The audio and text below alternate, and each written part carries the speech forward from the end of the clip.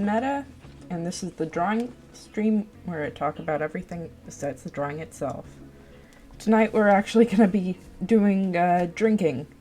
Well, I'm not going to be drinking. That would be illegal, I think. Depending on your definition of legal. But we're going to be making characters using cocktail archetypes and that kind of thing. Let's see. I am really, really hoping that my stream, that my fucking computer doesn't crash, because it just did that, and I'm not sure why. Whatever.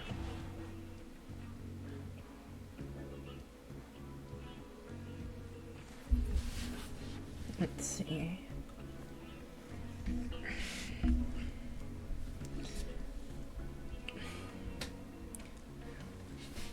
I kind of just picked on random what kind of drinks that I was going to be using for the stream, since, I mean, it's not going to be based on my favorite drinks, so I think most of them kind of suck, if I'm kind of being real. But I decided to go for ones that have a lot of either history or just kind of look different from one another, enough for there to be enough of like a character to them.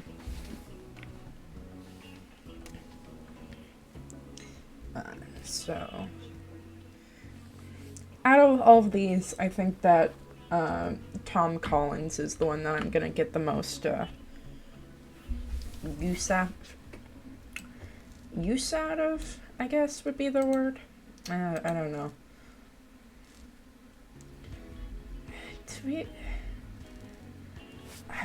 It's so weird that to see like League releasing Pride emotes and stuff like that. It's crazy that it's basically summer already. Maybe because it's where I live now, but everything still feels all cold and snowy. And I'm still like reeling from the idea of spring. So yeah. Also, I feel like the Cassante ones are calling me a slur. No shade to Cassante as a character, or the artists that made those emotes. It's just that compared to last year, where it was two very well-received ships, and a reference to Brokeback Mountain, we've got a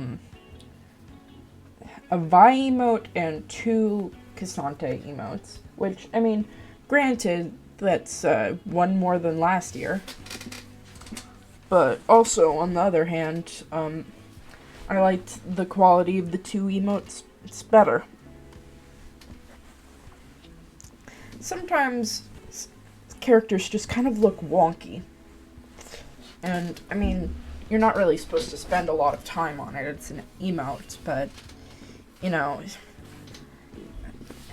there's so much less detail in it that you start to look more closely at the drawing itself. No, you're not late at all, Wolfie. You're right on time. Stream crashed, so you're all good.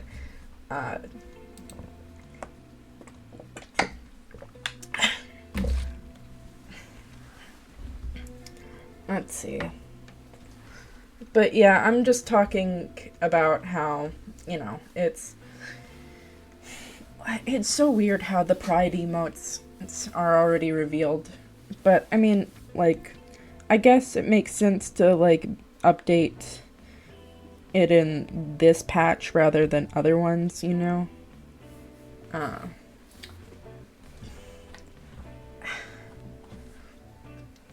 I really enjoy Pride, but also Pride illustrations are always so strange to me. I'm glad that we have more characters that are in the mix. Like, seeing Nami there was fun, and having, like, a confirmed lesbian Vi is nice, too. Okay, maybe I should actually talk about the drawing, huh?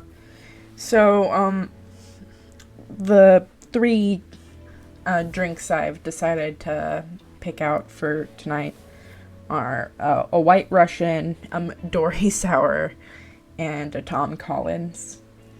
And we're gonna go through all of them and kind of mix it all up, so to say. So, what we're gonna do is actually, with the sketch layer, I'm gonna copy them out and paste them separately. Mostly so it's an easier way to go ahead and change features about each character individually. Because these are just rough concepts of the designs I'm thinking of. I want the White Russian to be the most stout out of the group because Midori Sours aren't specifically served in any glass specifically. I've said that way too much already. But White Russians and Tom Collinses are... Collins goes in a Collins glass, and White Russians go in old-fashioned glasses.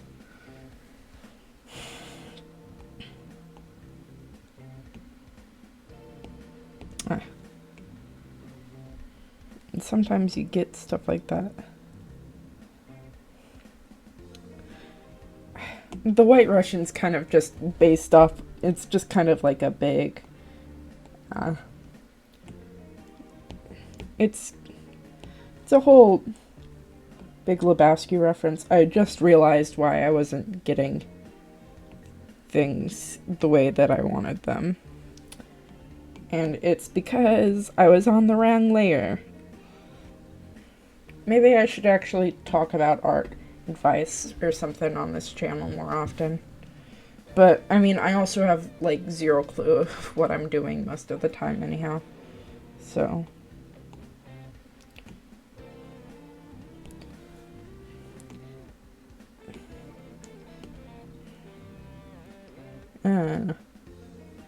but I'm definitely gonna make Tom the biggest one. Hello, Caravan!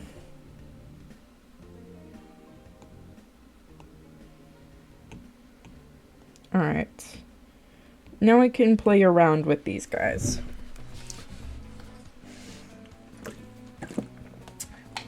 I'm not really sure how the Metallic Hot Choco audience feels about drinking, or if they are God's drunkest drivers, but I have a sneaking suspicion that they probably aren't. But I just think that,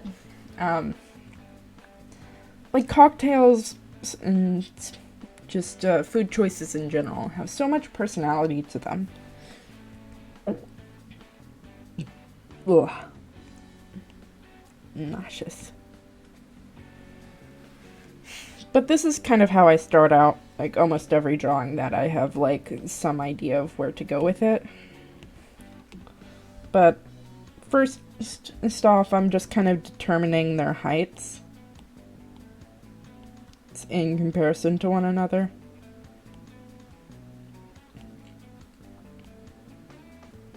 Of course, we can raise or lower them, but yeah. They even got funny names too. Exactly. Does rum and coke count as a mixed drink? Because that's the closest I've been to a mixed drink. I mean, that does count. That is a cocktail. That is listed on, like, bartender menus, so yes. I'm at work, but I can't watch, but I want to drink, have funsies. Thanks for tuning in, Morrow. We appreciate you. The designs of these guys will come out in a couple weeks, or you can watch the VOD, as always. Have fun, though. Why in the world is that icon? Ah, you're watching without audio.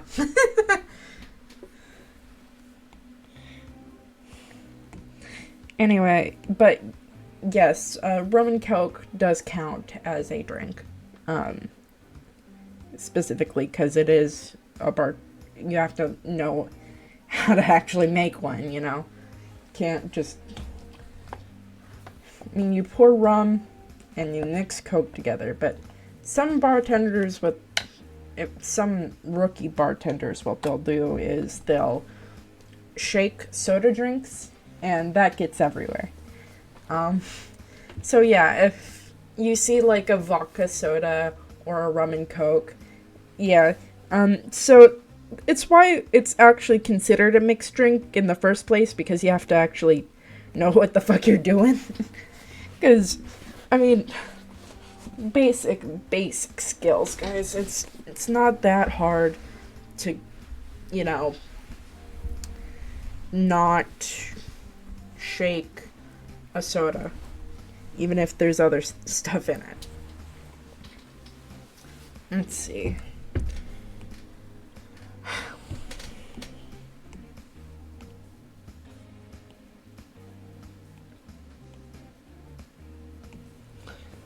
The Midori Sour came out in the 80s or so, which is it's kind of a cool fact. Wait, is Convergence out already? I'm already off fucking track, bro. But yeah, I don't think it's it's early release. So the people that are playing it right now are the ones that got early copies. That's what it is. Yeah. Fuck it. This stream convinced me to get some liquor. I'm happy to do my job, I guess.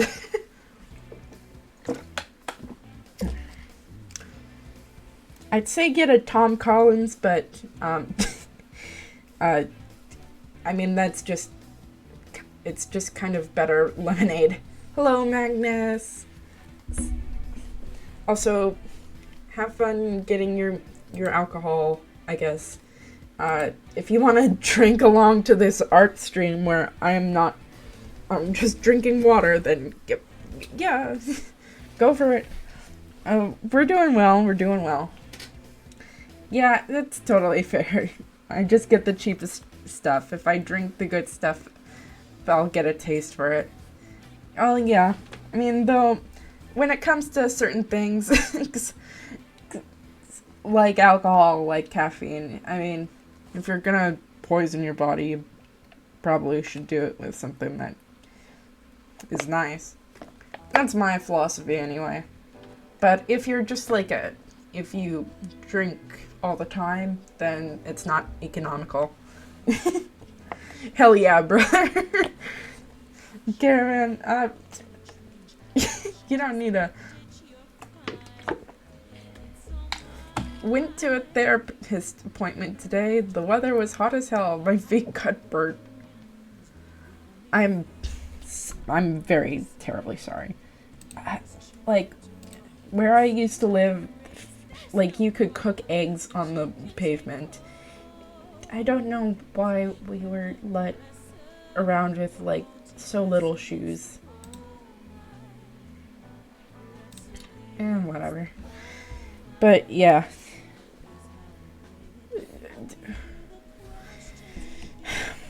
I'm glad that it's not gotten too hot yet where I live. I'm dreading those summer months. I'd rather be cold and miserable than be hot and miserable. Let's see. I have sort of an idea of what I want to do for the White Russian, but let's see. Let's go with the Tom Collins first, since I have a really good idea for what to do with him. So, we can kind of just get rid of everything on the screen for just a second. And be hot and miserable. Summertime is such a fun idea, but then you remember the sweat. Exactly. I used to do tennis, not because I actually liked sports or whatever, but because I was good at it. And the blistering heat of that fucking court was enormous because it would reflect the heat because it was a lighter color, and it was just like it was beaming down on you. I've never gotten a sunburn though. Yeah. I hate sweating. It's so uncomfortable. Anyway, Tom Collins. This is what the drink looks like. It's basically, like better lemonade. Oh, I get that. What's in a Tom Collins? I believe it's simple syrup, lemon juice, ice, and, Old Tom gin, I think. I think, yeah, it's gin. It's a gin cocktail. It's always hard to remember. I mean, at a certain point, all clear spirits kind of look the same. Kind of look like water. So, yeah, better lemonade. So, yeah. The reason you might be like, why does Tom Collins even, like, look like what my sketches came out to be? Like, you get the tall factor because of a Collins glass being shaped like this, or whatever, yeah. But, it's, based off of a hoax that happened, surrounding, the name and the drink itself. And it's pretty funny. Honestly, one day I'll have to get to other drinks that have such a zeitgeist behind it, I guess. Because you've probably never actually heard of a Tom Collins.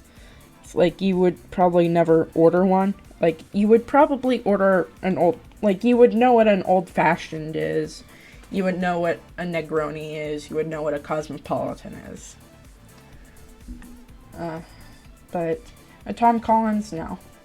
Worst thing is, I had an appointment early and I couldn't shower due to pipe maintenance. So they cut off the water for a few hours, so I had to go to the therapist already sweating. That sounds fucking miserable, bro. I am sorry they did that to you. What the hell?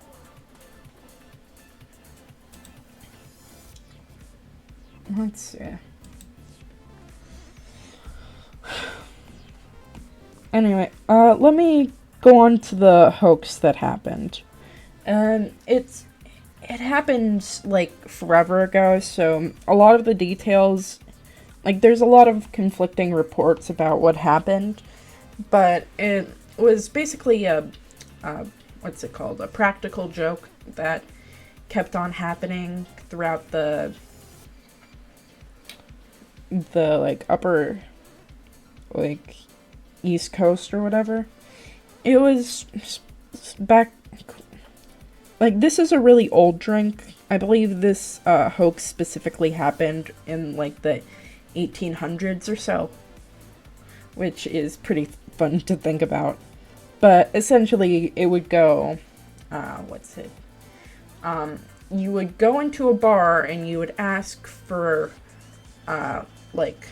anyone there to find your friend Tom Collins, and you would say that. But the joke was that there was nobody named Tom Collins at the bar that you were currently at. And people just kept on doing that because they thought it was funny. Though, I mean, to be honest, it's a better prank than most. Bartenders kept hearing this and they were like, well, we can just call this one drink that they have the Tom Collins, and give that to the person essentially. And it made for a hell of a marketing scheme. Because the liquor that they used was Old Tom Gin. Yeah. Let's see. But I already took a shower once I got home, and boy, did I feel reborn. I'm glad that you got the chance to, actually shower. I work late, so, yeah, I don't get to have those unless, I want a real morning shower, or, I just have to be soaked for the entire night. Because I worked,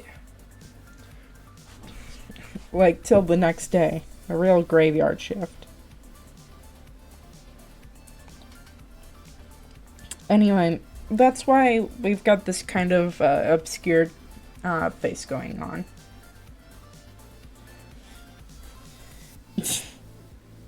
I don't know what you're saying, dang, to Caravan. I hope it's not my work schedule, because, I mean, it's a bar, That's how things go.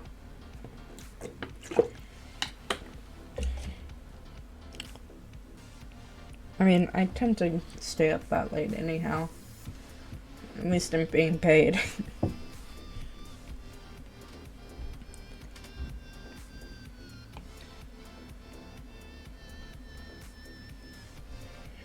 Let's see.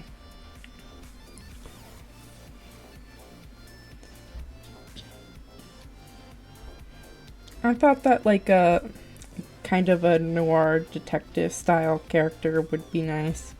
Because Colin style glasses remind me of,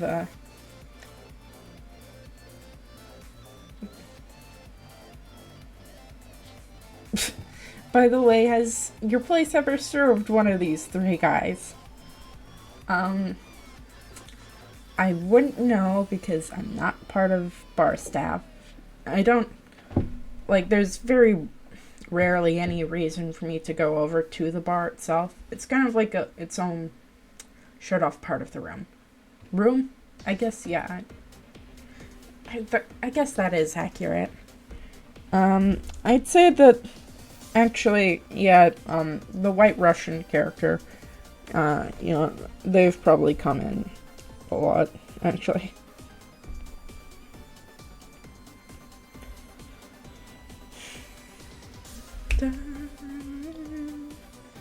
I would, use the specific alcohol, that's used in, Tom Collins as, reference, but, really all you need for Tom Collins is, any form of gin, so it doesn't exactly matter.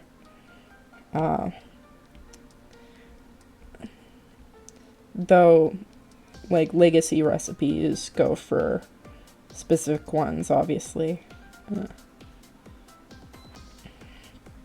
It's really interesting to, read about that stuff, though personally I don't really want to deal too much in glassware and angry customers.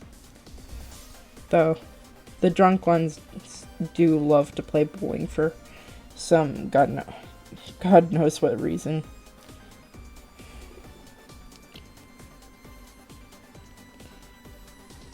Also, I thought that this image was cool because it was a black cherry.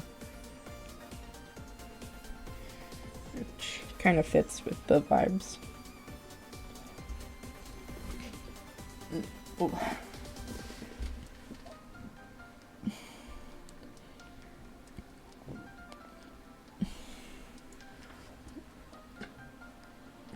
Blah.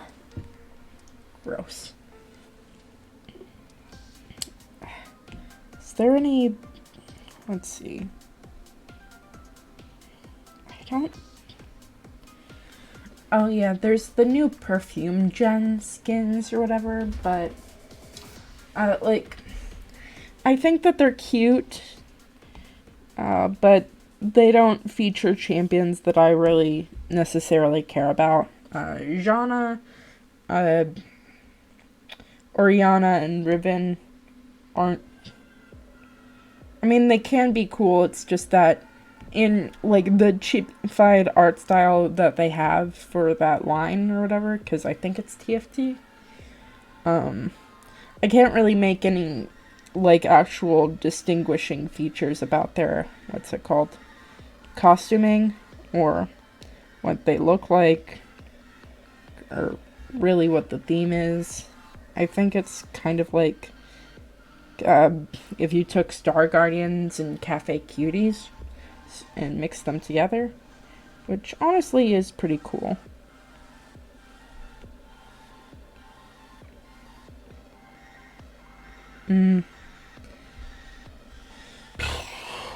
But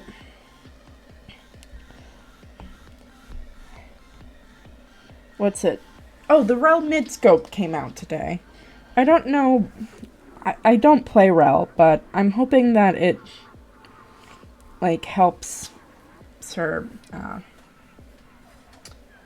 what's it called? I hope it helps her play right. She is a really cool character. I just wish that they did, like, a Midscope on, like, champions I care about. Well, I mean, like, I'd love to play Kindred correctly, but it's just that, like, the way that certain characters are, they just kind of suck to play, even though they have such creative designs. Like, Illaoi. I love Illaoi, but oh my god, I do not like playing Illaoi. It's just not for me. And it really doesn't fit, like, League as a whole, either. Yep, it is a certified not for me moment. They are really cute chibis. I really like how Orianna's design is like a little diamond kind of shape, because, I mean, like, she's, you know, a ballerina, so, like, that shape matches her tutu. Also, like, a robot maid makes sense for Orianna as a character, so, like, it's not even, like, out of the realm of possibility. Oh, that's what happened. I was like, what skin came out? Because I believe, like, for some reason, I totally believed that there was skins coming out. And there was. I just, like, they just completely left my fucking mind. And that's because they're esports skins. But, my girl, Kindred, did get, an esports skin. And, to be honest, it's pretty nice. I like the fact, like, the concept art really, really fucking scared me. Because all of them were of some form of human kindred. But in the final release, they actually managed to realize why Kindred players like Kindred in the first place, instead of giving her a human face. Please stop doing that, Riot. I can't take much more of it. Just keep your monster champions monsters. That's all I beg of you.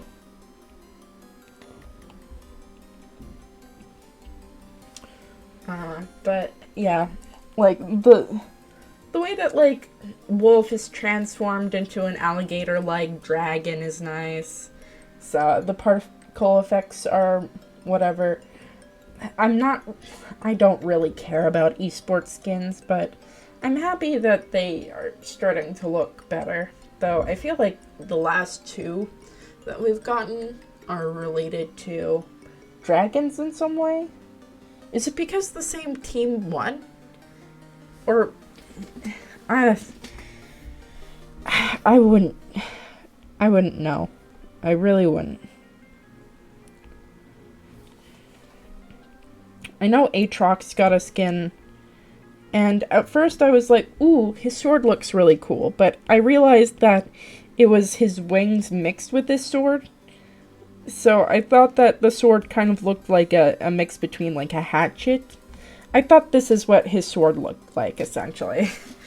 But I realized that no, was his wings. And then I got and then I got disappointed. But certain people in the community have been eating up what's it called? Prestige esports Aatrox. And I mean, good for them, I guess. I don't even get this one. Like, for Warwick, like, I was like, yeah, obviously, yeah. But, I don't know. Prestiges are, like, here and there. I do like how, yeah, they made, Maokai's saplings into their mascot, which is an alpaca. And it's also seen in Akali's ramen taunt, where the alpaca is like her bowl or whatever, and it's like an egg and like glasses or something like that. It looks like this. Like, that's for her taunt, and I think that's really fun. Let's see.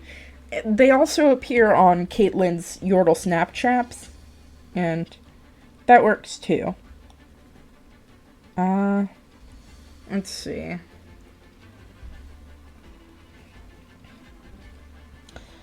I didn't even realize that it was Ash in the picture. Honestly, I saw Kindred, I saw Maokai, I saw, Caitlyn. I don't know how I didn't see Aatrox and I didn't see Ash. And if I'm forgetting one, then I'm, that's kind of a problem too, huh? I like how Akali looks, but she reminds me of other skins that aren't esports skins. So it's whatever, yeah. Ow.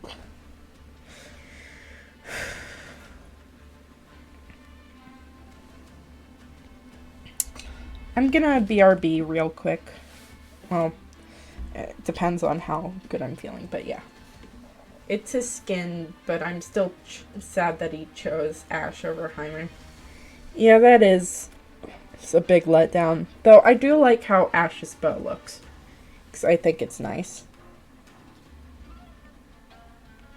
But let's see. Yeah, I think it would be funny putting him in that type of aesthetic. Yeah, it would. Okay, I'm gonna do this real quick. See you in hopefully a couple seconds, chat. Oh. Alright, let's...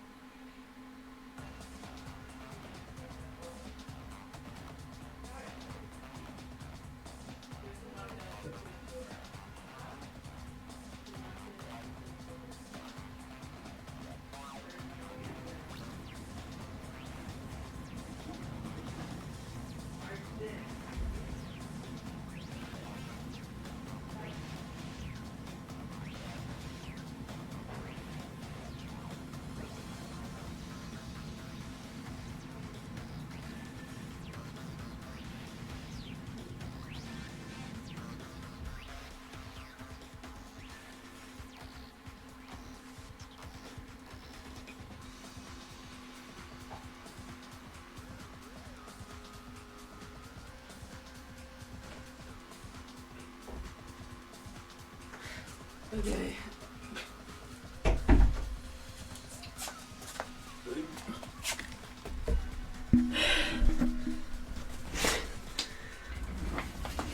Shit, I feel like I'm gonna fucking throw up.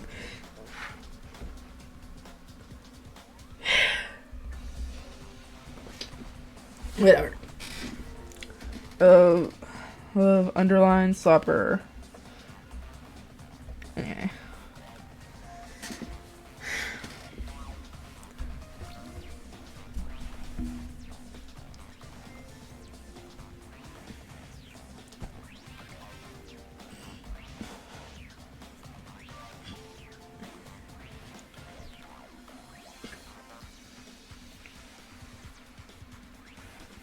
I'd appreciate it if my stomach wasn't revolting against me, but whatever. Show must go on, as they say.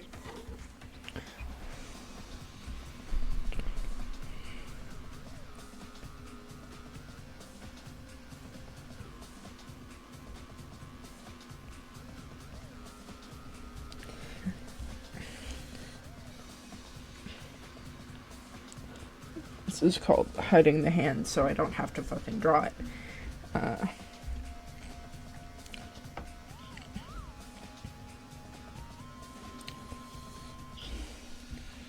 But yeah, we've got a good basic outline for Collins.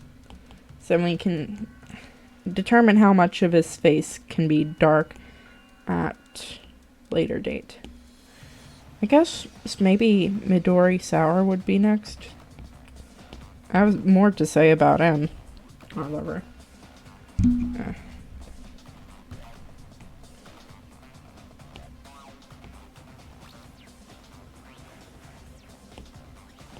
So.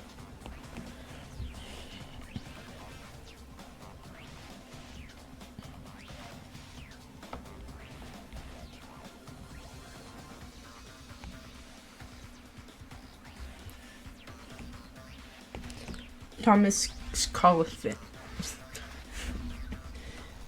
Bro, what the fuck am I even saying? Alright.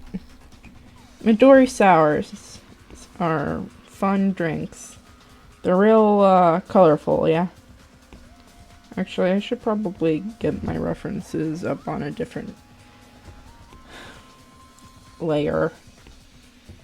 Yeah, that would work, huh? Anyway.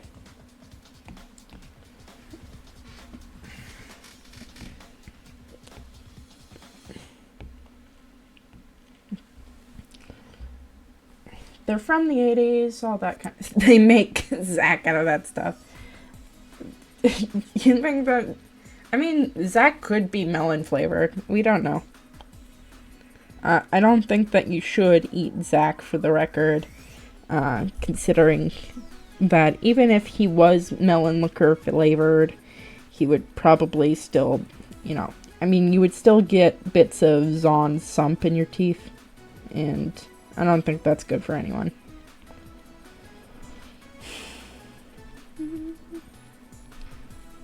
But yeah, you can tell how bright fucking green Midori is.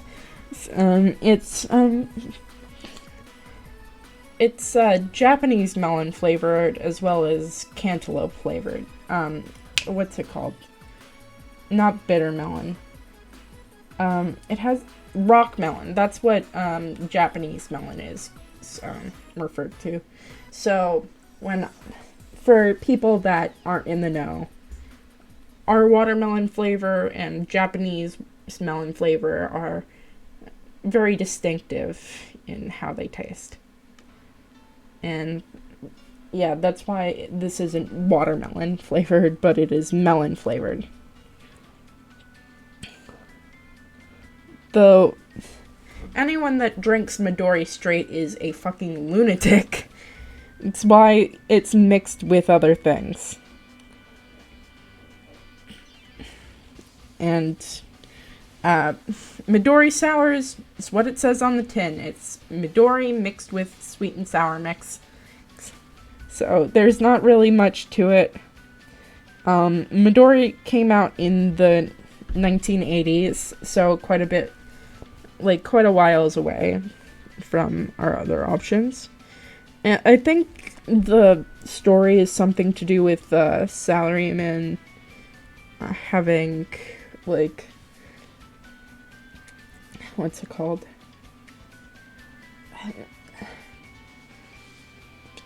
I can't remember. Maybe I should, like, I mean, I do research for these videos beforehand, it's just that I never remember it when it comes time for the actual important bits. Whatever.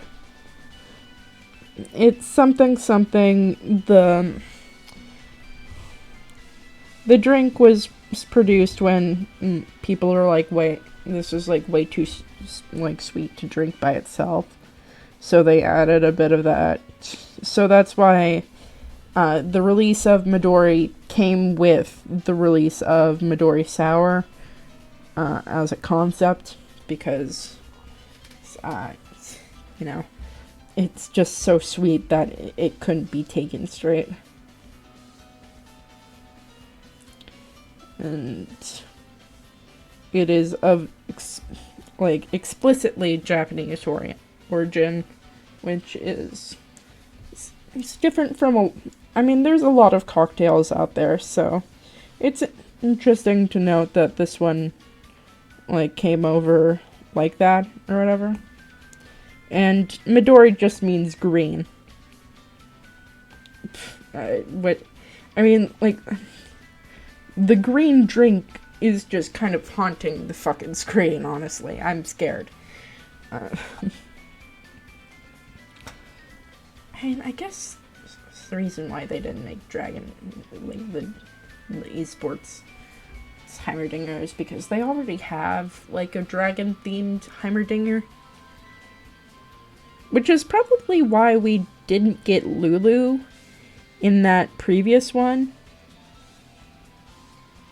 Because, like, and that's why we got, like, Yumi or something.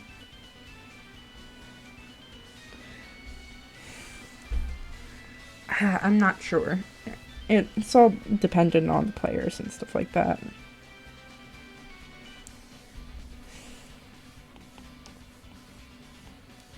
Anyway, Midori Sours, from what I can tell, don't really have like a specific, what's it called? They don't have a specific bar amount to them, if that makes sense.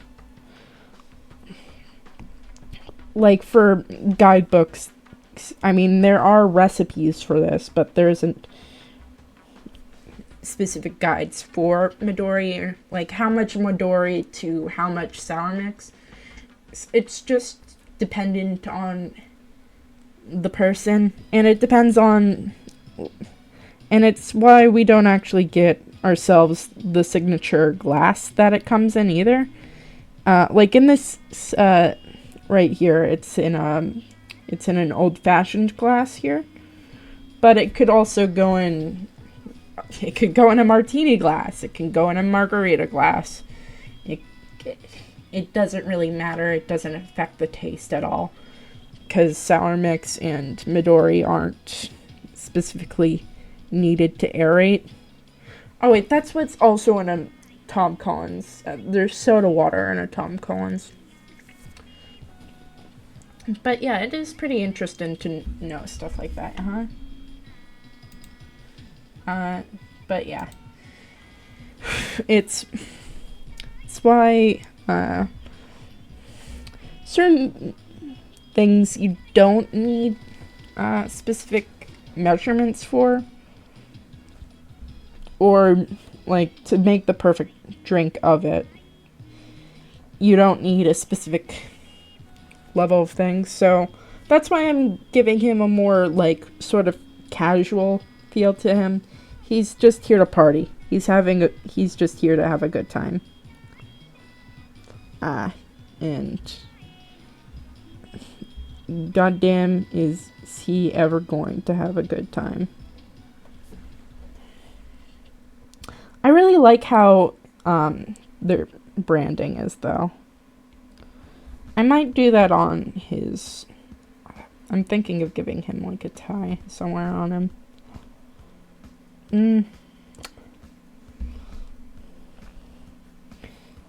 Midori isn't all that alcoholic either, so... But it is real sweet, and apparently it tastes good, so...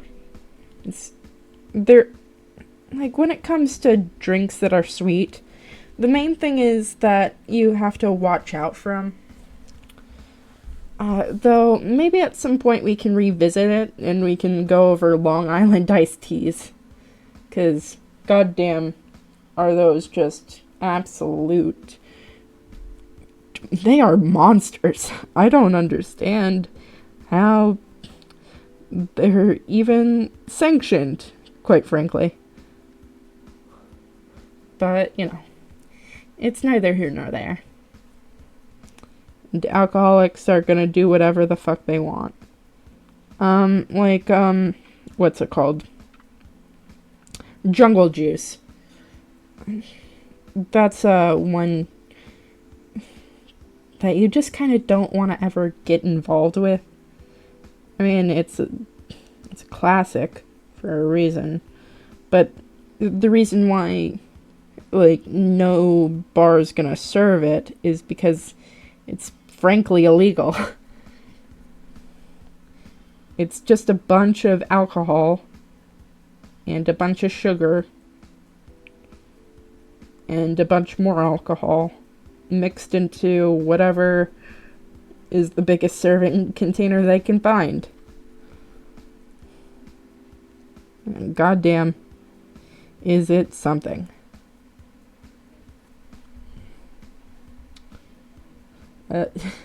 It's also blue. Like, for most of them, they don't even use blue carousel in them either. It's just because they, like, put blue raspberry flavored things into it. So, yeah. Strange.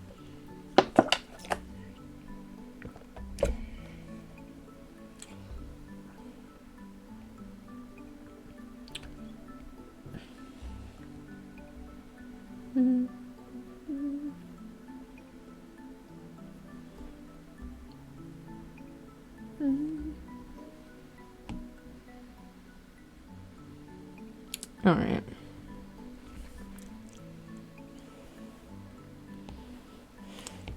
Brush is the design that I have, like, the least confidence in. But it's better than nothing, huh? I want him to... He's more stout than the rest, so... I'm just gonna do some of this. White Russians are not... They are not Russian. It's just based off the alcohol name, because I believe it's coffee liqueur, cream... Yeah, that's what it is. So a Black Russian's coffee liqueur... It's coffee liqueur and vodka. And a White Russian differentiates that by adding cream to it. And that's the major contributing factor. I think it's Bailey's that they typically use. Something like that, yeah. But yes, it does sound like a straight ticket to the pearly gates.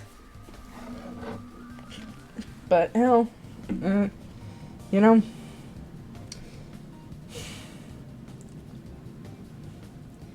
They might as well go out with a bang, I guess. I don't know. Honestly, out of all these drinks, I'd probably like a White Russian the best. Just based off of what it, like, advertises, essentially. But I really I couldn't tell you. Really couldn't.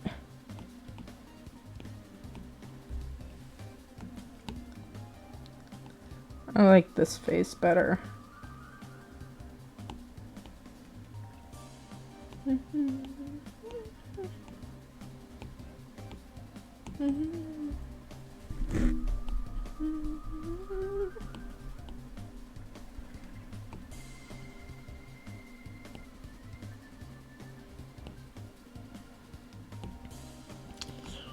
Using all 6 of my brain cells, we will do that. Oh, that drink looks pretty. I mean, it is a really cool effect. And, I mean, it probably tastes alright, too. I mean, it's probably strong. I mean, like, vodka doesn't taste like anything but alcohol. So, I mean, it would taste kind of like, you know, alcoholic coffee and cream. And I'm gonna do something with, like the color grading, because I think that's fun. It's a 70s staple cocktail. So, that's fun, right? I might give him an ascot or something. I don't know. Ascots are just fun. But this is just kind of a Big Lebowski reference as well. I mean, it just kind of fits the dude or something.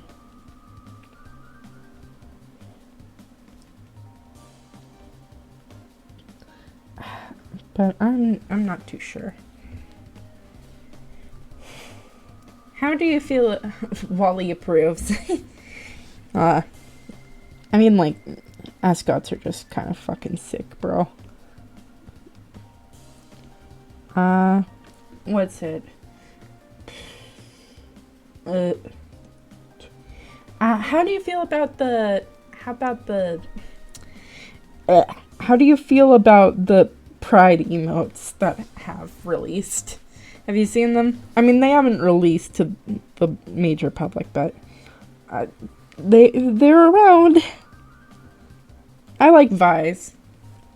The ascots, I mean, I don't think they have alcohol in the neighborhood. I mean, who knows? It's kind of like asking if the bodegas in Sesame Street have flake liquor in them. Like, probably. But you wouldn't ever find it. In, like, any episode. Like, they would never talk about it. They never bring it up. It would just be in the background. Maybe. I don't know. I feel like Oscar would drink alcohol. What's it called? But yeah. I feel like the Pride... Yeah. I really only remember the Casantes. Hold on, let me pull them up. Yeah, well, there's 2 Casante emotes, and both of them feel like I'm, like, I feel like I'm, like, there's a slur. No, I feel like someone's shouting a slur at me. Hope that makes sense. Like, I like Casante as a character, too. I like his theme. I like his development. I think that overall he's a pretty cool, like, addition to the cast. It's just that I'm scared. To be honest, it's just a thing of when you put, like, a really big head on a chibi, it really doesn't work for me.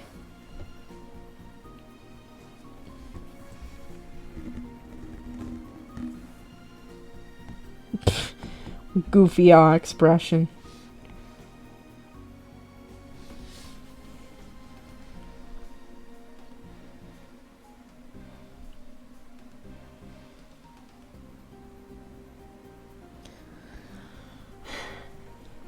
Oh, also the Five Nights at Freddy's trailer came out. And that's pretty cool.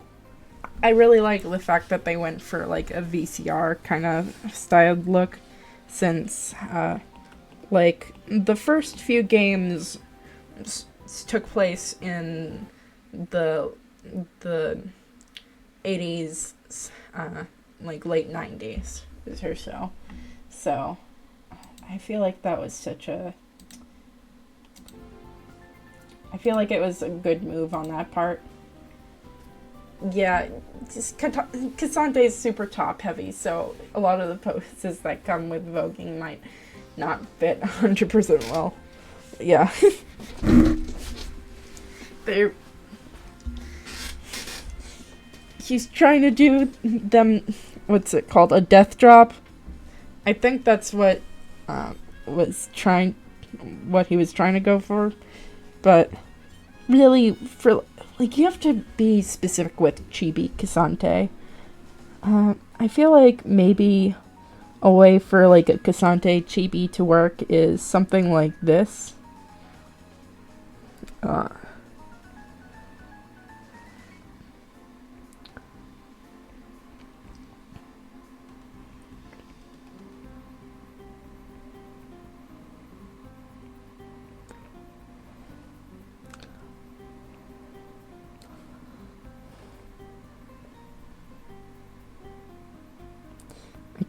I can't draw Cassante all that well. I'm so sorry, chat. I do appreciate the sentiment, since I remember earlier popping and locking being done by Dark Gay Men, but and I'm sure someone fought for this to happen, but I also understand how it may feel off to some people. Exactly. If like, I understand that, like, even getting pride emotes, even getting more than one is like an accomplishment for the staff that work there. And I don't want them to feel bad about that. I want them to feel good about their work. It's just that also, because, like, I don't want, I want quality also. I don't want to be just given, scraps. I get what they were going for. I really do. But it also just feels strange. Like, they didn't even give Caitlyn a pride emote. Even though, Vi got one. I just like the idea of having couples and that kind of thing be together and that sort of thing. But maybe I also just like characters posing together is nice. It's like, one of Cassante and his ex-boyfriend would be nice, so I think. I like what they did with Cassante overall. I'm sad that he hasn't really gotten anything for a while, but, I'm also sad that Mundo hasn't gotten anything in a while. League has a really good reputation of doing something cool and then just never touching it again. And, I'm glad that we have something cool at all to begin with.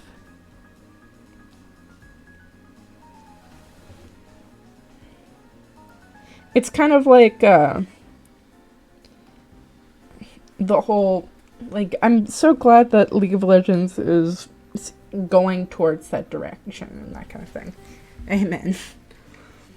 Like, even something as silly as, like, Braum and, Jarvan 4's, splash art, like, bulges or whatever. Like, those specifically, those decisions, even though they're stupid and kind of horny in the grand scheme of things, right? Those were fought for. Those had to be fought for. And it's silly to say, but it is. Like, that specific catering to not a straight male audience is something that people have to continue to fight for. And as of late, League has decided to, play nice, but, how much creatives try to put certain things out there. Like, we don't even get, like, the confirmation that Talia's trans. It's even though, like, it's obvious to anyone with a brain cell that she is. But Riot just won't confirm it. Not with her being in Pride celebrations, not anything. And it's a little sad, if I'm being honest. But those hints where we do see it, those come from people who are working on this. They have, like, the same goals that we do, and it's nice.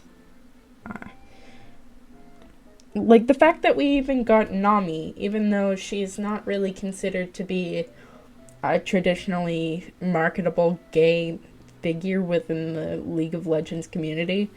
Like, what I mean by marketable gay is, like, TF and Graves, or Vi and Caitlyn, or Leona and Diana. They are confirmed to be in some kind of romantic, like, tango with one another, with another character from the same, like, what's it called? They're both champions or whatever. So you can have two gay champions instead of one. And, I mean, I'm not saying that these are for marketing purposes. It's just that Riot uses just the fact that these characters are gay for the purpose of selling to a gay audience, pandering to them. It's cynical, right? But, you know, I'm happy that we got something more, you know? Because Nami, you could be forgiven for thinking that she wasn't included in this roster of characters at all. I mean, she's in the background, per se, but, like, Nico is directly confirmed to be a lesbian in, like, every promo art thing. So it's just nice for her to be there, because she's kind of representing, basically, polyamory and bisexuality as in total. Because, I mean, I like what they did there, too, because, I mean, it makes sense. Why would, like, a magical race of creatures be bound by the same rules of love and mating that human society is bound to? I think that's really cool. And, like, her love for, I know one of them's Loto. The other one, I don't remember the names, but, you know,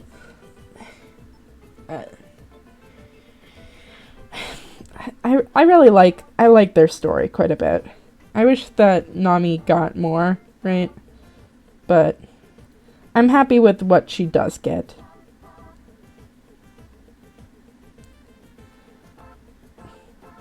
Though, it also makes me want to see, like, Loto and Casa, I think, out there more. Though Aloar and Mirai are significantly hard to draw. Too bad her girlfriend is a 3-2 with round 1 exclusive. But also, yeah, please write Nami stories now. I mean, Mirai are just so interesting, you know? And, like, I feel like, even if it's just about, like, how they live their fucking lives or whatever, you know? I would like to know. For a long time, I thought that Nami was a Bilgewater champion, and that's why it took her such a long time to, like, find Diana. No. But no, Nami lives at the coast of Targon, So, whatever, I guess. I mean, I guess, like, Nami's home is, like, 95% of Rintara, so, like, it doesn't really exactly matter. But still, strange. I'd love to know, like, if, like,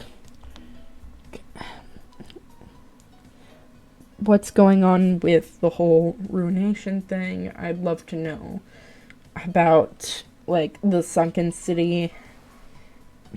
There's just so many plot threads that are there, especially in the deep sea, that could be explored. Also, how the fuck did Gwen's box just wash up on shore? Is that the implication? Because I'm not really sure how else Gwen got from the bottom of the ocean to here. Whatever. Though I wish that, like, maybe in the future we can get, like, a sunken Gwen skin or something. Or like a dark waters Gwen. That would be more appropriate, I guess, right? Like, with her all, like, barnacled up with seaweed in her hair and all that. I mean, like, the concept of, like, a sunken doll is a cool one. It's just that you're not gonna do anything with that. And yes, I would like to see more takes on fish yordles. Because, I mean, we do get something, I guess, in LOR. But, you know, like, it hints towards Yordle evolution, even though that doesn't really make much sense. Like, Gnar and Fizz existing at all kind of fucks around with Yordles as a concept, right? Since, you know, Yordles are immortal, and so it really wouldn't make any sense for them to, you know, evolve over time, since they probably would adapt so late into life. I guess the implication is that these Yordles adapted to this specific environment so hard that they were this thing or whatever. Which I guess sure works. Whatever. I'm not a big fan of LOR and Gnar cards, to be honest. They really just are so strange. So strange. I like Galio as a champion, I really do. But, like, giving him more, like, Petricite buddies kind of defeats the purpose of him existing in total, and, like, people not understanding how he came to life. Also, how the fuck is that not magic? Please explain. But yes. If you're gonna make Fizzy Yordle, show us more folks like him. I mean, because we do have folks that are similar to him. But, apparently Fizz's entire race got wiped out or whatever.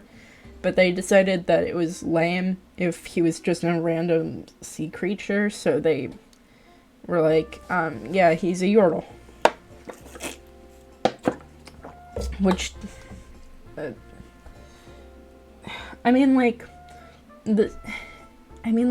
spirit of adventure and the, like, more optimistic sides of Bilgewater, I mean, that's a cool idea. And, like, if you're going to use Yordles as a cryptid concept, I mean, Fizz does the best job out of any of them, I feel.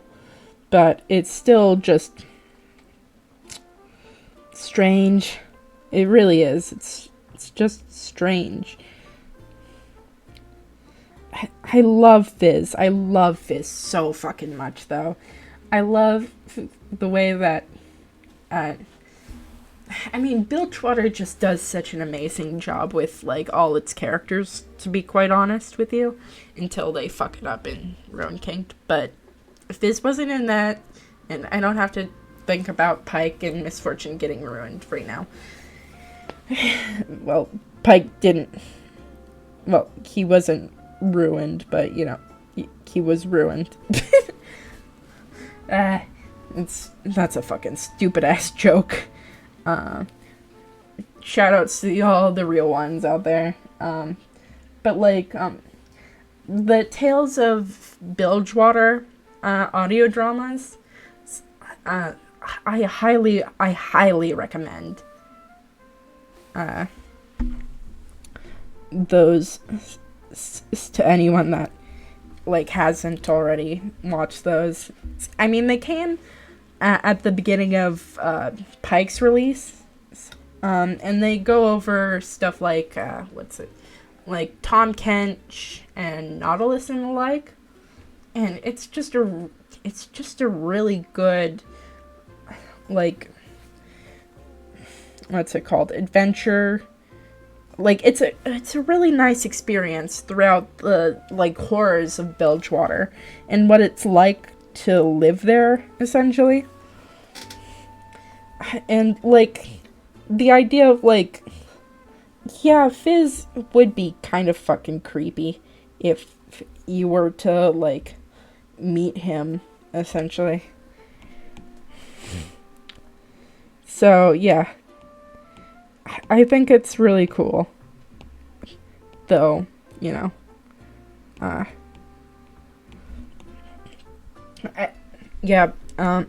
Maybe I should... I guess that's my recommendation for today, guys. Is to go view those again, because they are pretty good.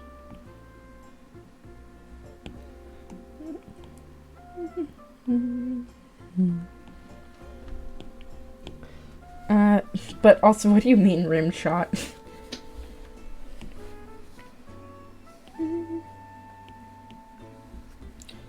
I really need to change the face of him.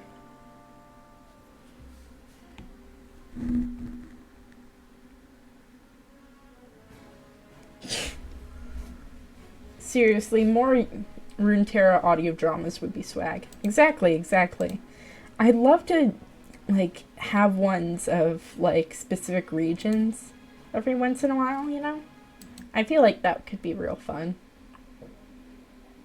Oh, speaking of the audio dramas, I mean, Pike, like, almost every piece of media fucking rules. That was a salute emoji up there. Affirmative.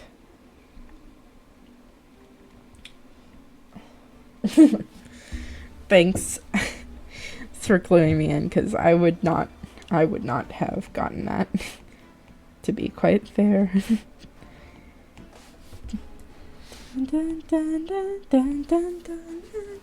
Bolham audio drama, and halfway through you can hear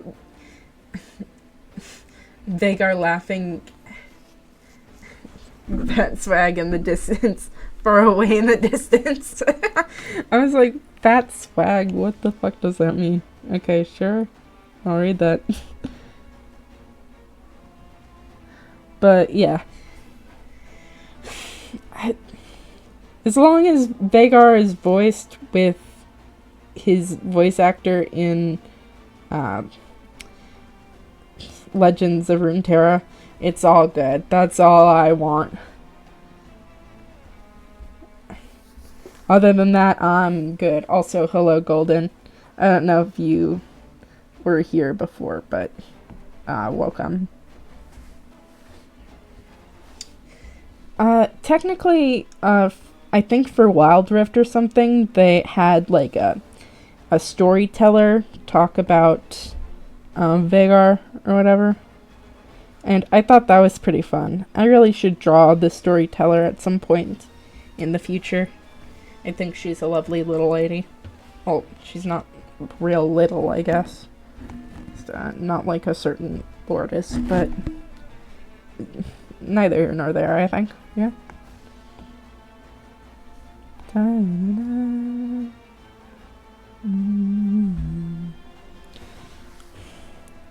But having other people react to the characters in said world is just such amazing character building. Honestly, what other types of media do you think would be cool to explore Runeterra with? I mean, obviously I'd like more books, because I feel like the Ruination book was nice, and it fits with, having, actual... The main thing is having progression, or telling me more about something, Either it's gotta be about progression or backstory. Like for Callista, that was his backstory. But, yeah. Let's see. I mean, a TV show could be cool. I mean, technically Arcane is a TV show, though. So, that's already off the table, I guess. Because that already exists. We've got comics, and... Well, I fucking hated Lux comics, but yeah. Give me, 760 pages of botanical notes. Most of them are just a gay researcher who was interested in Zyra. Oh, that would be fucking sick, bro. Oh, I mean, a bestiary would be fucking rad, though, yeah? Though, I feel like it would just be a bunch of TFT pets, so... But yeah, botanical notes would be fun. Journal notes of any kind. I mean, more stories, obviously. I wouldn't want a movie, because there's just way too many... There's way too many... stories for, one to be the main focus. The League of Legends movie. No, I hate that idea. Kasante's Bakai Bestiary. Oh, that would be fun. Honestly, I would love... though we wouldn't have anyone that would be, relevant besides Kasante and, I guess, Xerath in the book. The League of Legends movie. The League of Legend movie. It's only about Lux. It's just the Lux comics all over again. Please, Riot, please stop this. I hate it here. I'm scared. Can we go home, Riot? Can you please stop kidnapping me? Oh, and Kaisa shows up, of course. Ugh. Why would you put that in my head? Also, why the fuck would Kaisa even be in a Lux story? I'm already I'm already mad, and it doesn't even exist.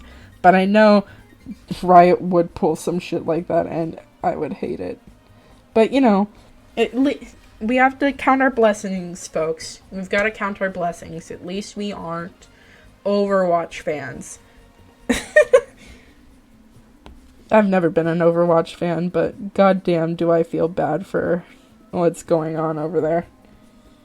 They're just completely pulled the rug from out underneath those poor unsuspecting players. The plot would be 100% be Lux, no, guys, the Mage Seekers are actually the good guys. Oh, I hate it here. Guys, Jarvan's not that bad. He's just traumatized because you killed his dad. I didn't kill his dad, but I think you did though.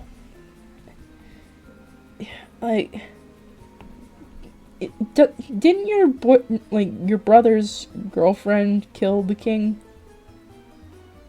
No? Wow, Lux, you're a legend. You're in a league of your own. I'm gonna kill myself. Me when I'm leaguing and I'm legending. I loved when they said that in the movie. I loved when Lux leagued in Legend. I'm going to... Wow, Joe, I haven't seen you over in a fortnight. Joe? Who's Joe? Joe, Mama. Nah.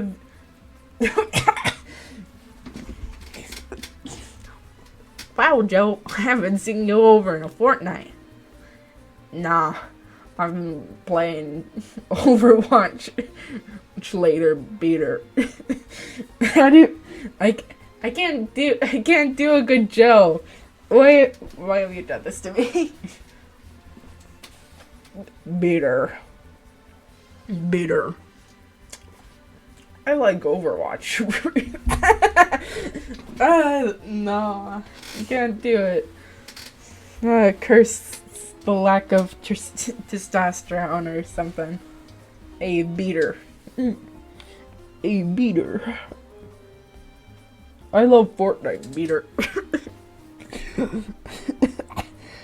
I look at me. I look Joe Swanson, MVP.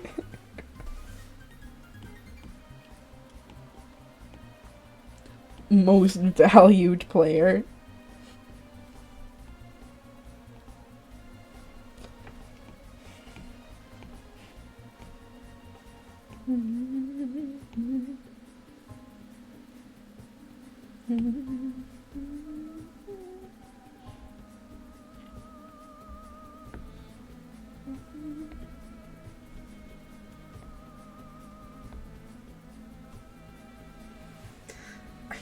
Sorry, I got sidetracked on a quest. I'm back now. Welcome back, Wolfie. I hope, we were just trying to impersonate Joe Swanson. So you haven't really missed all that much. But honestly, I don't really know about that league question, to be quite frank with you. Like, I guess... like, what would I even say?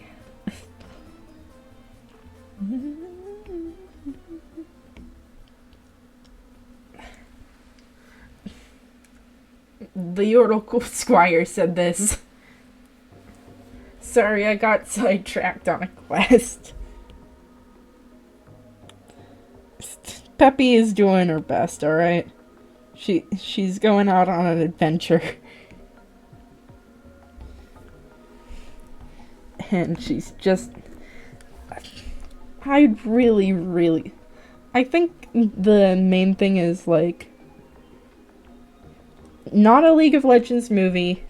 Maybe another TV show would be nice. What are the other options? I guess a visual, like, I feel like a League visual novel is so done to death because it was like, I don't know what to do with these skin lines. Oh, but I would like if the adventure was called Feed Myself. So true, brother. So true. Let's see. I think for skin lines, I would like preferably to have like a full narrative of some kind. Like an audio, like episodes of an audio drama would be good for skin lines, I think. Okay. I don't know.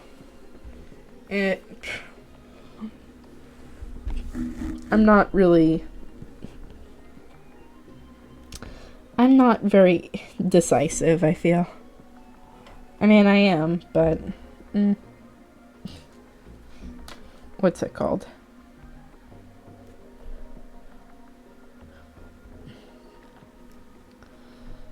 what other forms of media there are? I mean, there's radio dramas. So you've got movies, you've got TV shows. So, I mean, obviously, we're never gonna stop getting League music, and those come in to play with the other forms of media anyhow. I feel like a League podcast would just be a lot to deal with.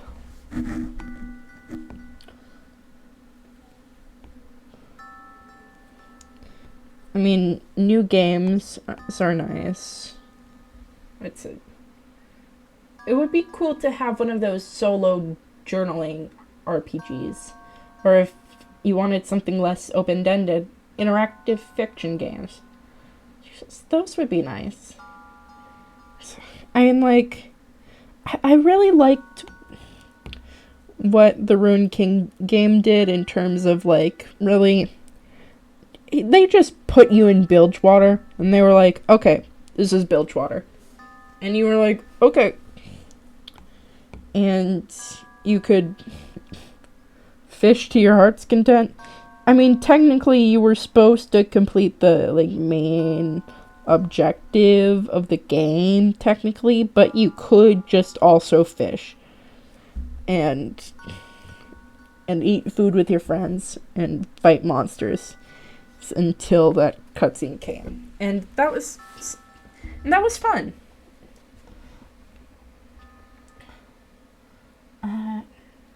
Let's see. There's certain games that I really hope to not see. Like, I don't really want to have, like, a Stardew Valley-like. Mostly because that just... I'm not a fan of Stardew Valley likes, I guess. They aren't for me. They are not.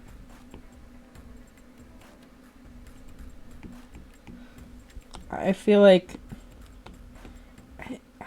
I just get so stressed just whenever I'm in one of them.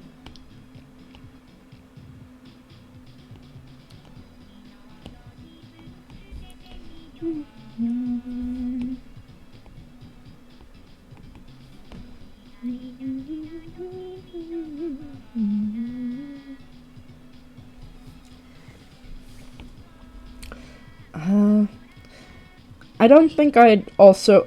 Like, there's other games that I probably wouldn't want to see either. Like, puzzle games? Like, unless it was a spin-off or whatever, I wouldn't want to see that. To be quite frank.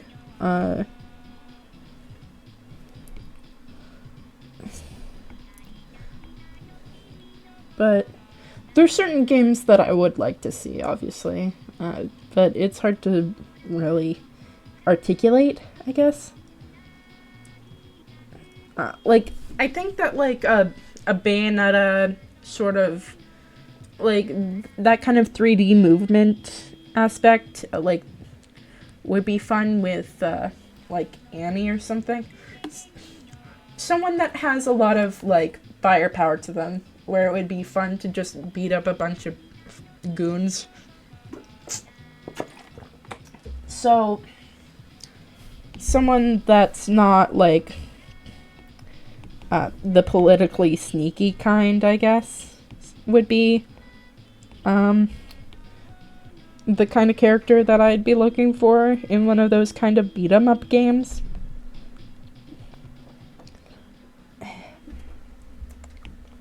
Though, I would also want to see, like, for skin games or whatever, because, I mean, a Double Dragon-like beat-em-up would be perfect for for the Demacian Vice series. Honestly, just... Oh, Kled would be good for, like, that kind of thing, too. But I think that it would be fun if, you know, you actually gave arcade skins the games that they are a part of. I think that could be fun, you know?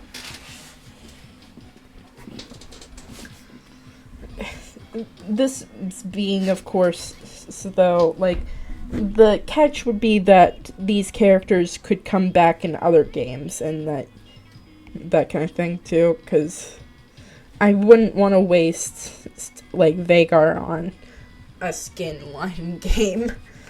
I would want him to be part of like an actual game that like you could play him in.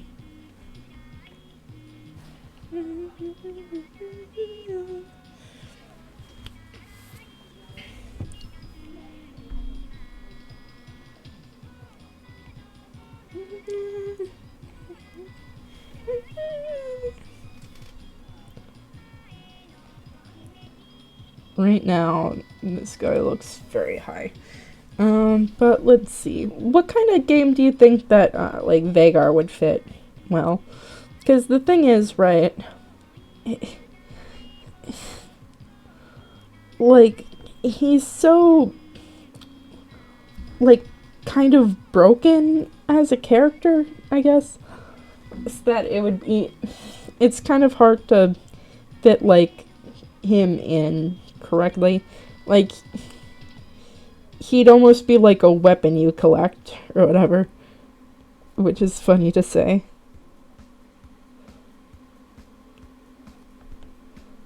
But I think that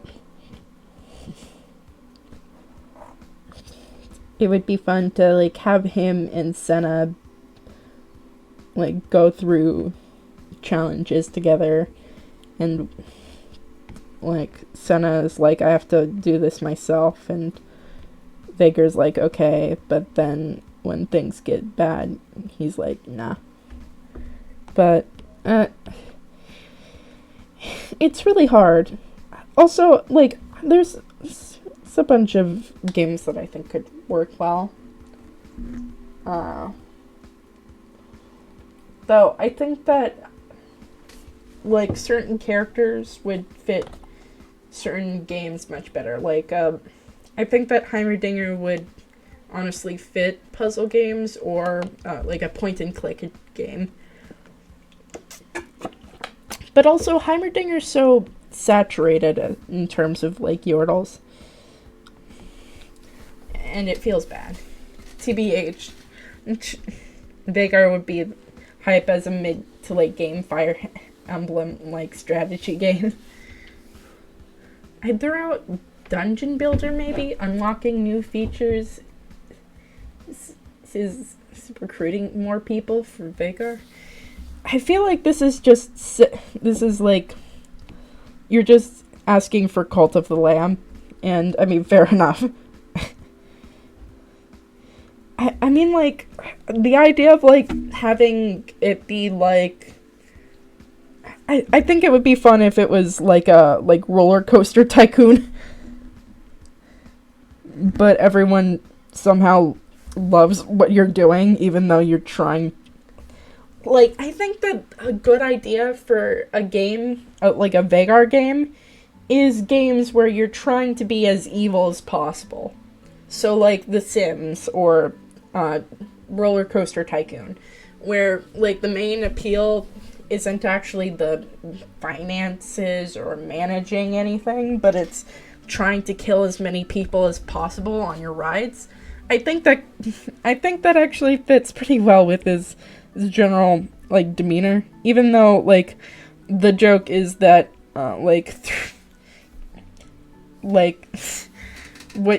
you try to sabotage these things, you are unintentionally actually building your reputation as like a good ruler or something. I think that could be fun. A Fire Emblem like strategy game could be fun too, but also like I've never played, like, I don't like Fire Emblem. It's like chess but weird for me. I'm not a big fan of those kinds of strategy kinds of games, so it's more just personal bias. I think that it could fit. Though it would be with minions and stuff. Because, I mean, though, like, part of me just wants Vhagar to go on an absolute rampage, and you're just playing Vhagar going from town to town, trying to kill the strongest person in each, the strongest boss in each town, and that would be the game. But I feel like the roller coaster tycoon idea has more legs, to be quite honest. Because, I mean, what I'm proposing is essentially a boss rush, but the joke, like, Vhagar's joke kind of doesn't land when you need challenge. Because the whole point is that he's small, but he's, like, really fucking powerful. Like, that's the entire joke. And, you know, you can't do that. Ooh! Though we are getting a fighting game, but Project L, fucking... I'm excited for it. I hope that we get at least one Yordle, and not too many Ionia champions. That's all I wish for. Just not too many Ionia champions. That's all I care about. Sad that I care about it, but yeah.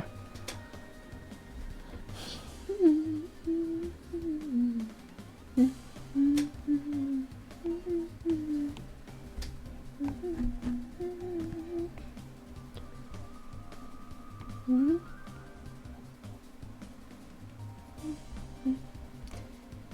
100% getting a Yordle. I don't know which one. I feel like they... You know who I wish for out of them already. I mean, like, I feel like the most obvious choice for Riot, not the obvious choice for actually, like, a good game, is for Teemo. And he'd be the annoying zoner character, or puppet character. Though I feel like there's a lot of Yordles that you could do a puppet character much better than Teemo. It's just that Teemo is probably who's going to get picked.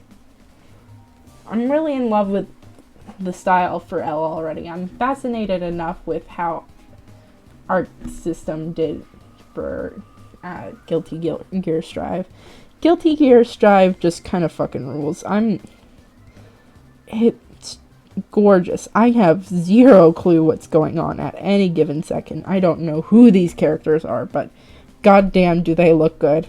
And, you know, it's good enough, honestly. Sometimes. Strive looks amazing. Honestly, as long as your video game looks good, who fucking cares? Hopefully they fix the onlines and the doo-doo lobbies, though. Yeah. Like, for a fighting game, like, the style's kind of the big appeal. The big drawing point to your thing. Because, I mean, of course, there's strategy or something, but if you can't hook your players in, then there's no hope for them to, you know, get involved with it all.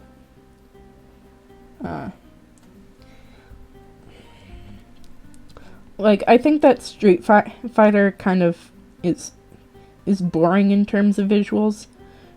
Like, Strive to me has such a specific way of looking that's just so, like, not elegant, but it has so much bite to its style. It's so nice. It's the reason why I like stuff like Lethal League, Skullgirls, and BlazBlue. I might not play the games themselves, but like I'm a fan because they like hooked me in with their style, with their vibes, you know? And Street Fighter doesn't have to do that, of course, because it's Street Fighter. But you know, it would be nice.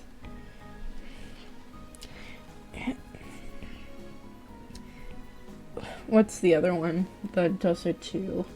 Mortal Kombat. Like, none of those games I would consider stylish. They would be polished, and they might look good, but they aren't stylish. That's the word of the pejorative, I guess. Yeah. Because it's just all about definition and not about the amount that's actually given to it, you know? Not... What the fuck am I saying? I might be drunk. I'm not even drunk at this point, yeah. But...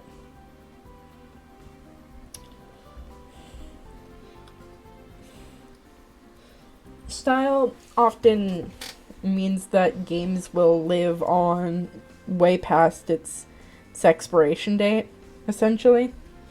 Keeping it around for longer. Kind of like Wind Waker. Like, the difference between Wind Waker and Twilight Princess. Even though Twilight Princess isn't even all that realistic and still holds up pretty okay in terms of how things are. But since Wind Waker went with a style that, you know, really doesn't rely on any realism whatsoever, they kind of just... they get away with so much more. And... whereas, like, there might be more polygons in, like, that other game, in Twilight Princess, but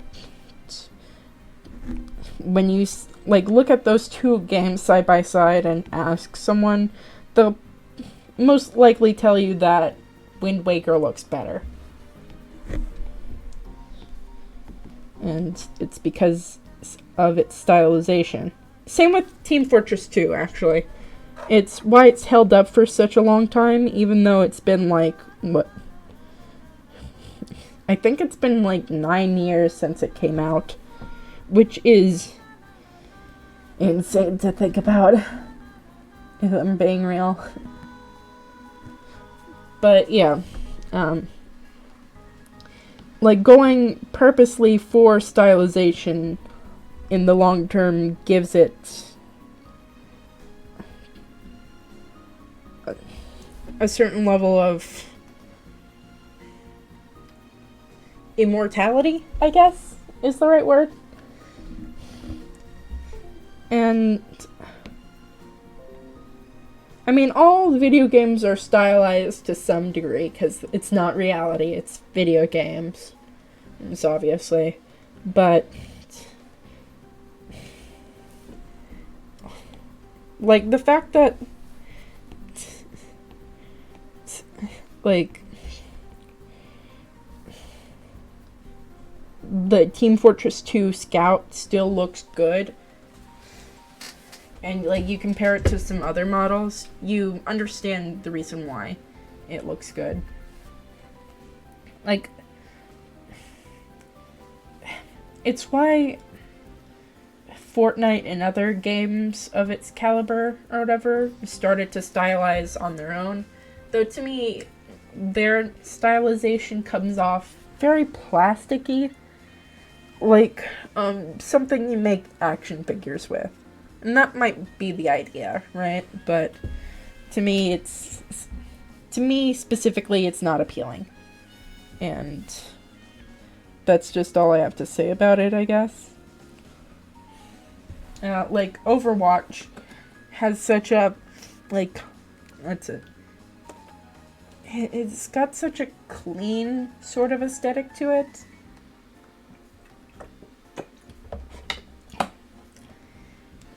It feels too shiny. There's no grunge, I guess. There's something feels off.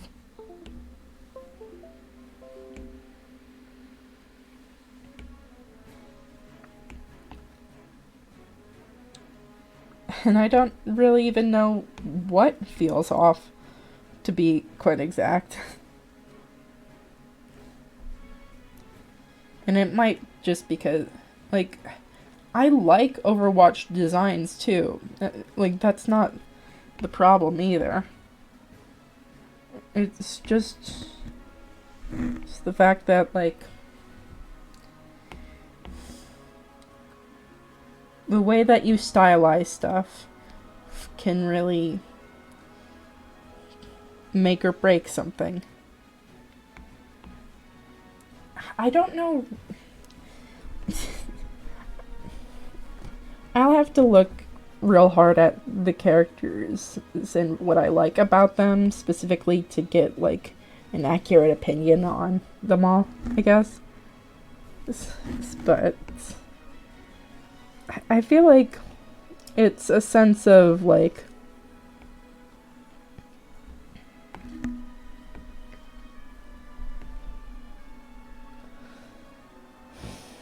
passion? I feel like that's cheesy. I feel like I'm rambling. But that's kind of the whole purpose of streams, isn't it? It's to watch some random schmuck ramble about something that you might care about. And hopefully I can make you care about it or something too, yeah.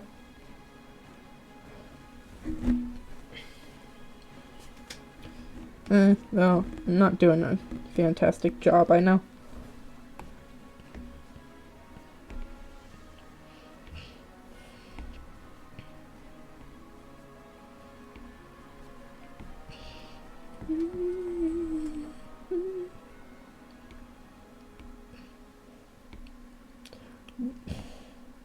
Now remember this, folks. Drink gradients are hard.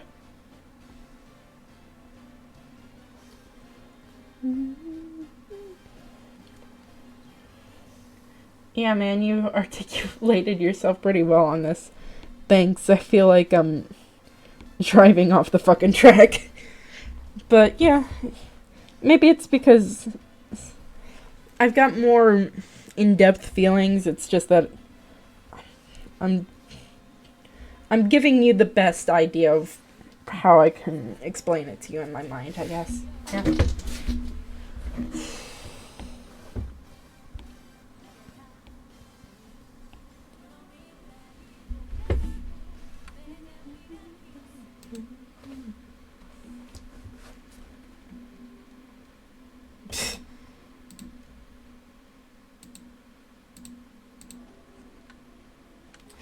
Ooh, I wish that they did moving splash arts again. I miss those.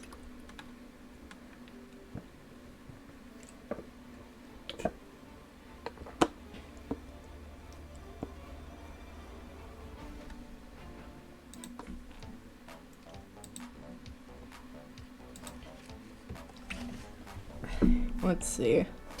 I'm thinking of doing more FNAF stuff, I guess. Well, I don't know. I just kind of draw whatever, and you guys are just forced to bear witness to whatever the fuck Meta created this week. Or not even that specific week. It's kind of like, it comes in tides, and you are never prepared for it. Bro, I'm so fucking off. Leave me alone here.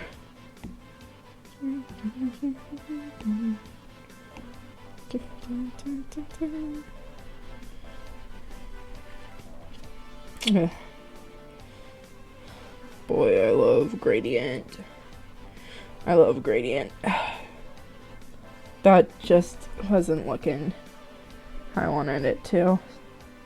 Maybe having it be a reverse thing would work better. So it looks like he dyes his hair. Yeah. Dun, dun, dun, dun, dun, dun, dun, dun, dun, dun, dun,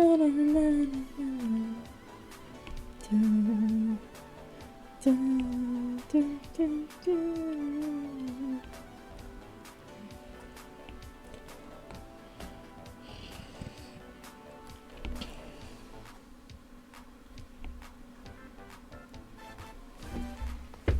That looks maybe better. I don't know.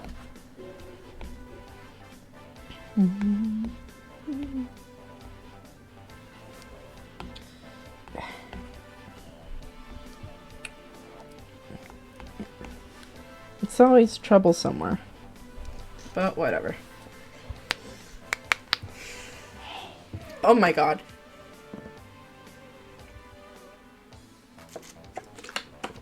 My apologies, Original Gangster. That video is so fucking funny. I don't even know if you even know what I'm talking about. It's like called Average British Robbery or something like that. And it's like, no, this cannot be forgiven. I'm sorry, Original Gangsta. Now empty the compartments of your pantaloons. I feel like I'm going insane. What is going on? Bro, I'm delirious. It is amazing, yeah.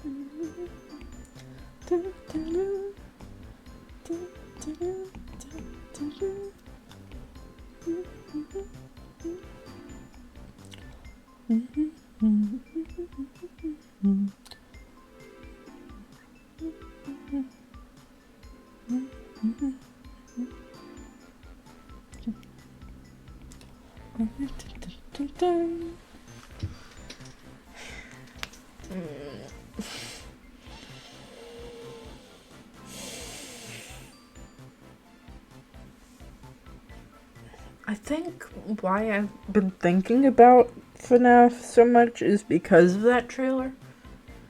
I didn't even watch it all the way. Thank you, Wolfie. I'm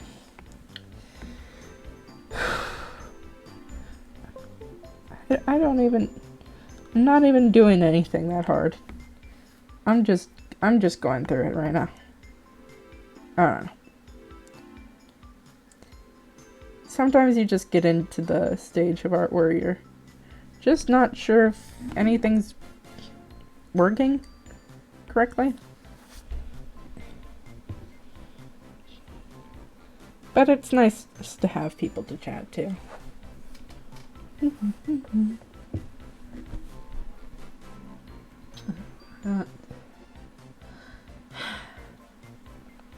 I wish we got something other than esports skins, though.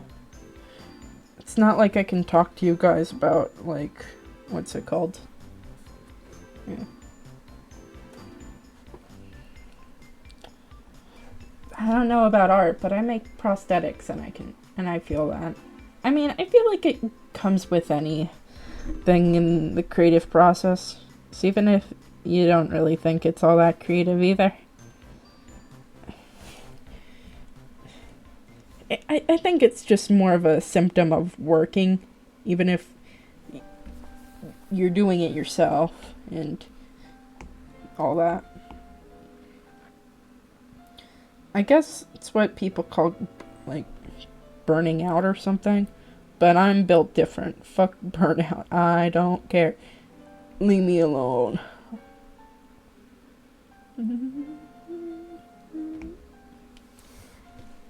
sometimes I'm halfway through shaping a leg and I was just...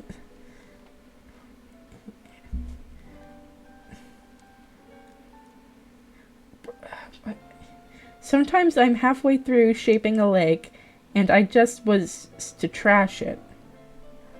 Okay, I just want to trash it. I thought I was reading that so wrong. I was like, oh my god, my brain sucks. What does that say? I just want to trash it. Yeah, I understand that though. I'm like, throw this out. Fuck all this shit. I am done. But, you know, it helps having someone to, like, deliver it to, or people watching you do it. So, I mean, you can't really trash it in front of everyone, I guess. The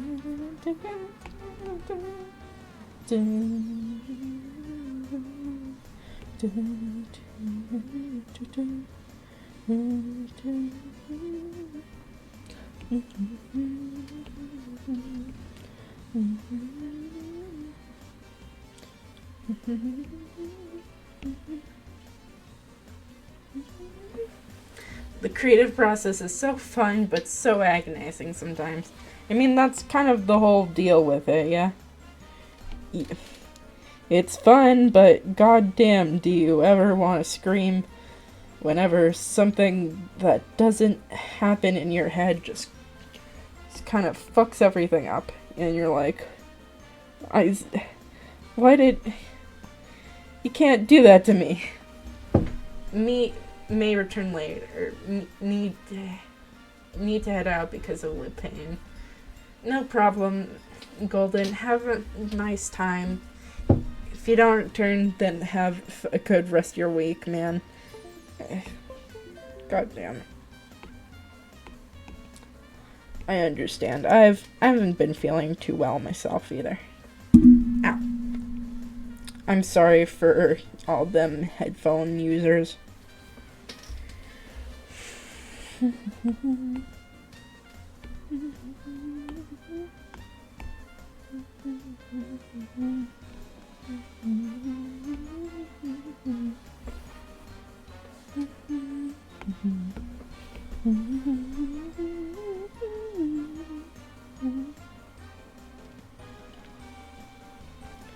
Wave.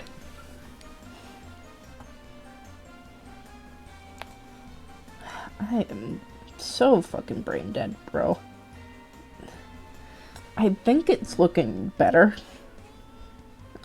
By margins.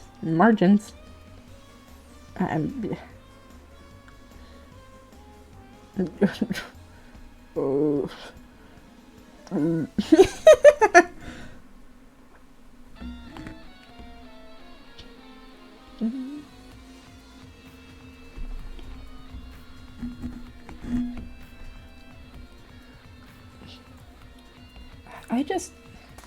I had so many thoughts today, but now I'm just empty. I just feel so empty. There's nothing there. I don't have any thoughts.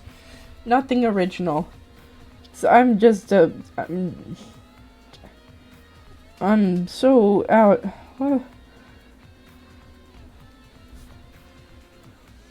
I'm not even drunk. Whatever.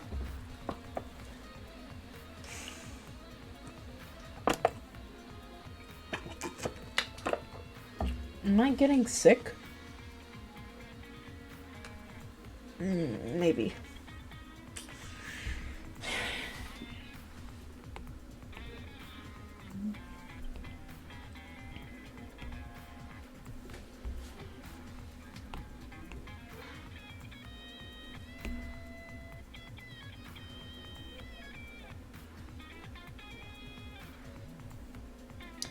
I think that Rush is looking the best out of the three right now. But also, like, his color scheme is just, like, I mean, you can't really top this, yeah. This is the peak. Everything is it's downhill from here.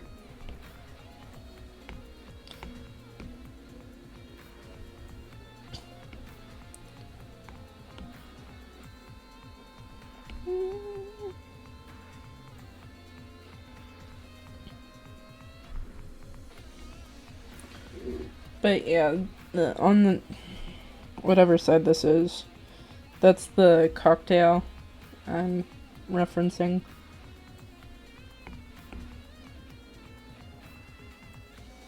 I have to go to work until 1 tomorrow. What the hell?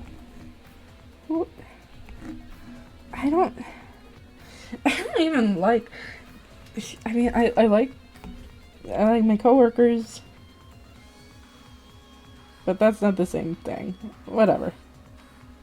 What the fuck ever. It's part of being an adult, is doing things you hate. Not even things you hate, things that are uncomfortable. Something like that, I don't know.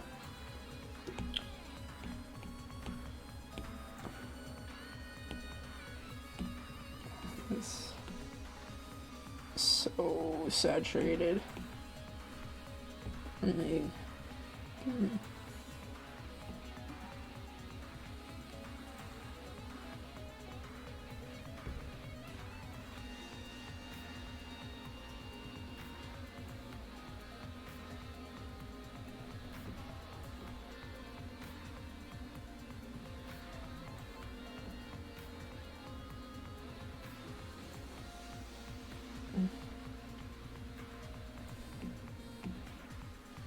I don't know.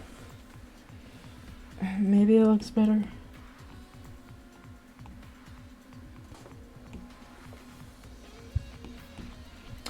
It's just how saturated Midori is. It's so blindingly bright.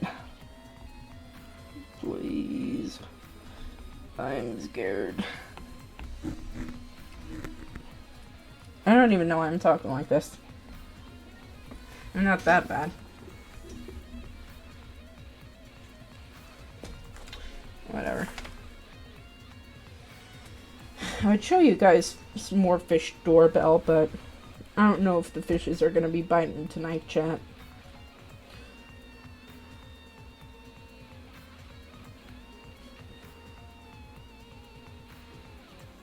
Where's...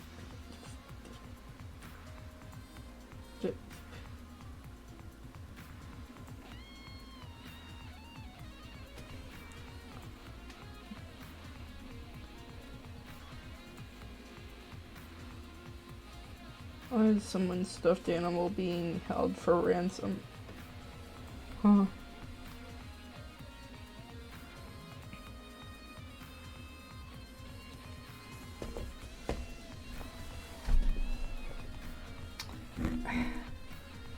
Were any of you, like, part of the FNAF fandom when it was, like, just beginning? Because I feel like I've been there since the beginning. Even though I'm not, like, an exceptionally big fan of the games or anything, it's just that I find it interesting. I don't know what you would consider me. Whatever. But, like...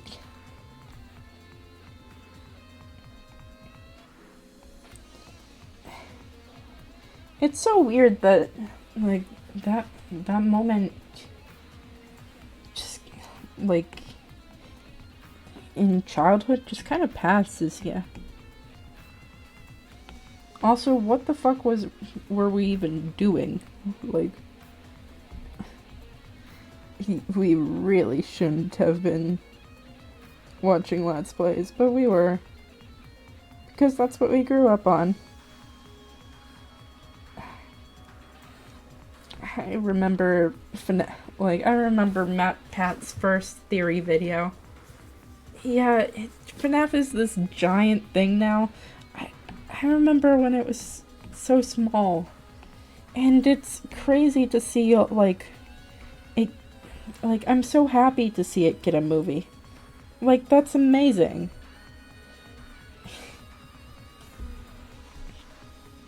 I don't know.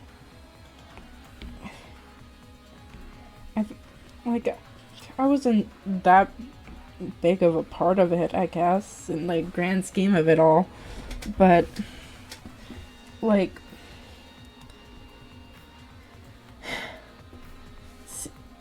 seeing it, like, basically become for mainstream audiences, like, that's crazy. Like, moviegoers, people that don't even know about indie games or care about them, are gonna, like, know about FNAF. Like,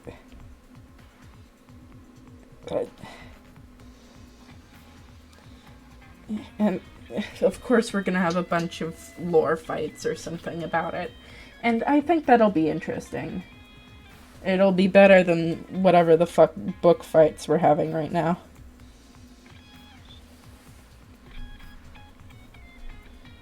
Because honestly, I do not care. If you say the word book, I'm just leaving the fucking video.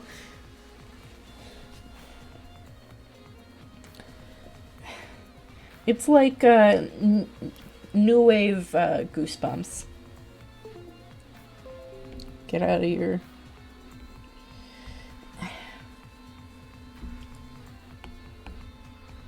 Though it'll be weird seeing like kids grow up with like Poppy playtime and stuff.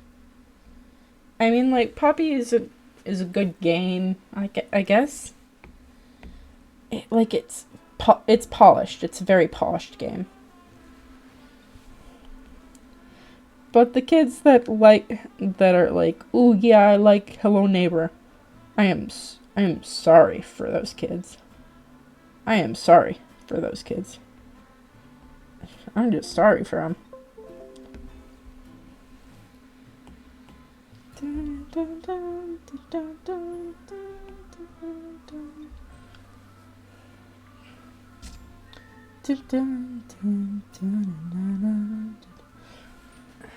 I wonder when the Yeek update's gonna be. I can't wait to yeek out with all my friends. In all seriousness, I really do appreciate when developers go in and, fix up the game that they fucked up on. Like, No Man's Sky. They really fucked up on that, and they kept on releasing updates for it. And like, that was really... It was something real noble, I think. People just would have taken the money, ran under a bridge, and pretended like they had nothing to do with the game, but they continued. Indie mascot horror is a whole thing. It's just in a whole thing right now. I think that, like, people say, oh, it's dying or whatever. I feel like it's just oversaturated. People are like, oh, it's another one of these or whatever. But I feel like it's more just a case of... There's just a lot of... Like, people realize that it's like, fun to make them. Well, they're relatively easy to make. And that kind of thing. Like, Garden of Banban is the one that everyone's up in arms about. And while I don't respect it as a game, I really don't. But I think it's really fucking funny. Garden of Banban is, like, hilarious. It is a train wreck. And I can't look away. I'm never going to pay for it. I'm never going to give those people money. But goddamn, they're out here with their release schedule, and by God, they're fucking doing it. Whatever. But yeah, No Man's Sky is really inspiring. And I'm hoping that the Yeek team are gonna be able to manage a No Man's Sky with their game too. And maybe we can, like, actually enjoy the good parts of Veek or something. Because, I mean, like, I do like the style that they have. I like the concepts and the half-baked ideas that are there. It's just that they put such wrong attention into the wrong things. Seeing some YouTubers having intense reactions to the Ban Ban gameplay is also extra funny. Exactly. I enjoy watching MatPat play games on, like, GT Live or whatever. So, it's really funny. Like, he's not actually, like, scared or anything like that, but he's, like, hyped about it. Like, he's, like, always looking for, like, everything that's in a game. Like, that's just, you know, it's just a fun time in general. I highly recommend it. But, yeah. Like, people, like, overreacting to being scared by the fucking game is just... It reminds me of them old reaction tubers where you would see, like, people go, oh yeah, it's, he's just making that loud noise to be funny, or whatever, yeah? Like, PewDiePie and, Jacksepticeye, Markiplier, they were all basically guilty of it. But, you know, it didn't really matter. It's just that, you know, they were trying to entertain their audience. And, you know, it's, like, way less entertaining of a video if you're not, you know, reacting to it. Was that the bite of 87? Iconic clip. Iconic. I don't think he's never going to live that down. But, you know, maybe he doesn't want to.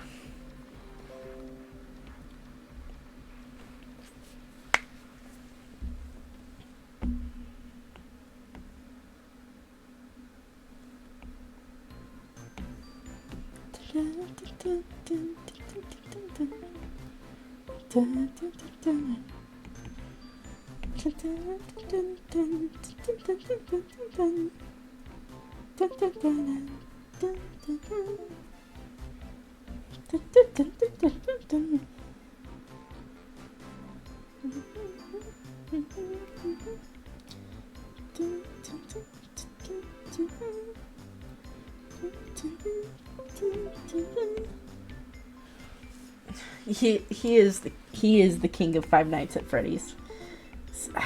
I think that Dawko and maybe Markiplier are getting cameos in the FNAF movie, but I can't be for certain. Also, shrimp posture check. Correct your back. My back fucking hurts. It is ridiculously awful. But thanks for that.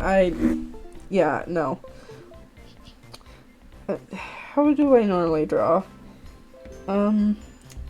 So, I'm on my bed like this. Like, I usually draw in bed like this, or whatever, yeah? So, I'll be, like, laying here. And the iPad's on my legs. It's like this. And, like, that, and this is how I draw. And so this is how I draw, chat. That's how I draw most of the time. But for stream, because I'm sitting in an actual chair, I do not sit like that. So, yeah.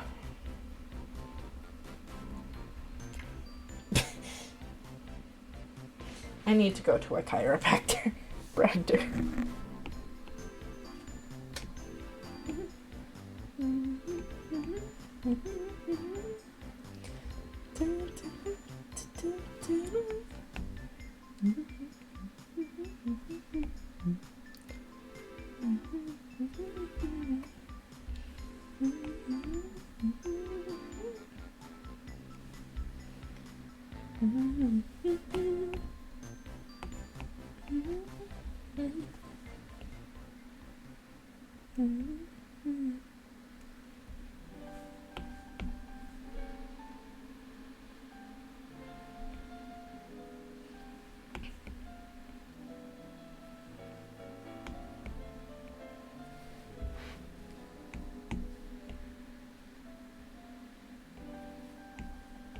Let's see.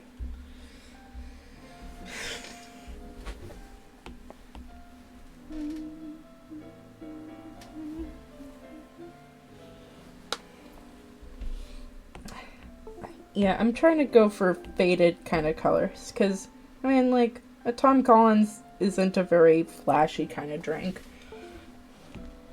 It's kind of just a slightly fancier, like, what's it called? Mike's Hard Lemonade. Man.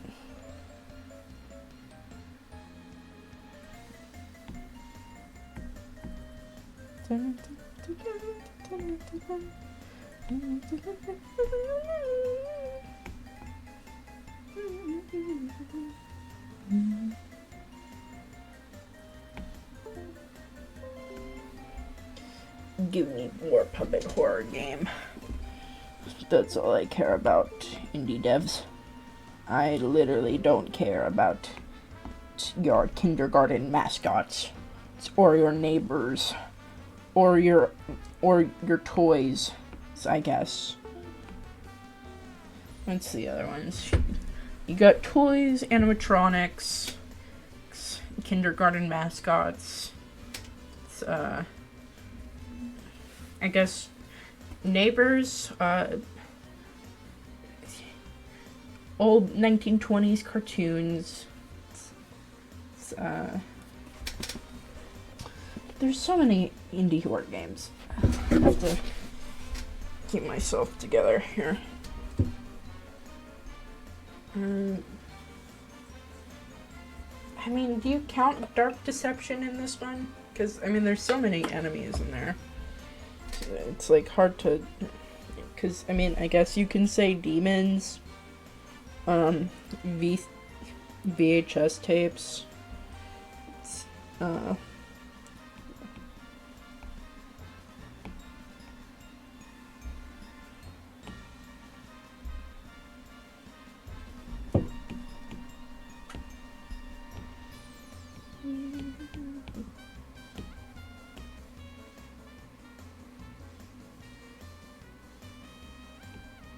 Let me get the blue.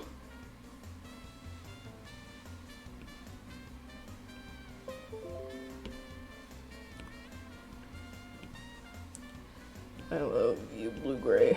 You are my idol, you're my hero.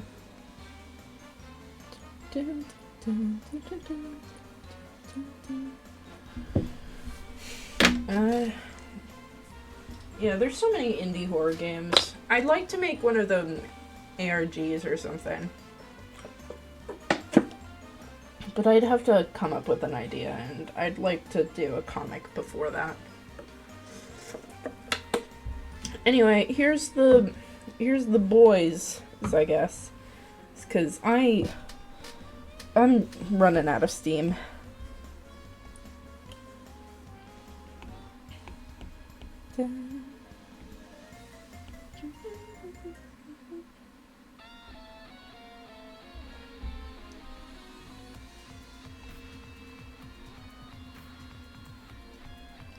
So, yeah. What do you think? Gay people pull up looking like this. And these are the patented gay styles. Everyone knows that. Who's your favorite? As I go through all this. Is it Midori? Is it Rush? Is it Tom? Leave it in the comments below. Or in this, or right now. Genuinely, I think this turned out to be a pretty fun exercise. Yeah, I mean, it is. If you find stuff if you find some drinks you want to turn into characters, I say go for it, yeah?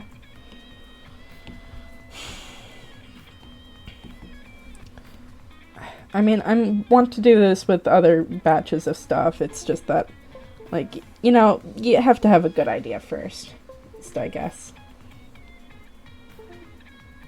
Next week, I want to be taking, like, a little peek at bad two-sentence horror stories. And trying to draw that, like, trying to draw the monsters of assumed stories, essentially. Like, that's my plan. I don't know how well it's gonna come out. Didn't know you were gonna do Drinkin' Jinkas, but here they are. I love how White Russian came out. Thank you. He's pretty scrunkly. I like how he came out too. I think Midori's my least favorite, but I feel like I can remedy him to a certain degree. And Tom is, like, just kind of a shoo-in to be my, like, in the category of character designs I like, you know? So, there's that.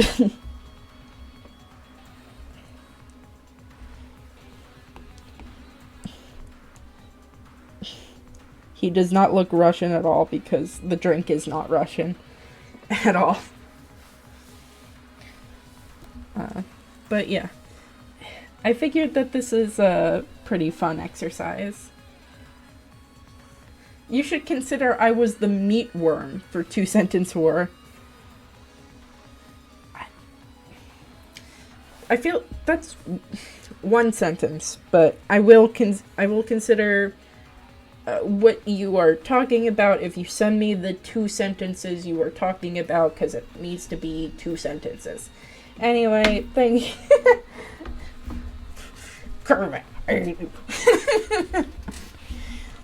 Anyway, thanks for coming to another one of my streams, guys. I really do appreciate the support.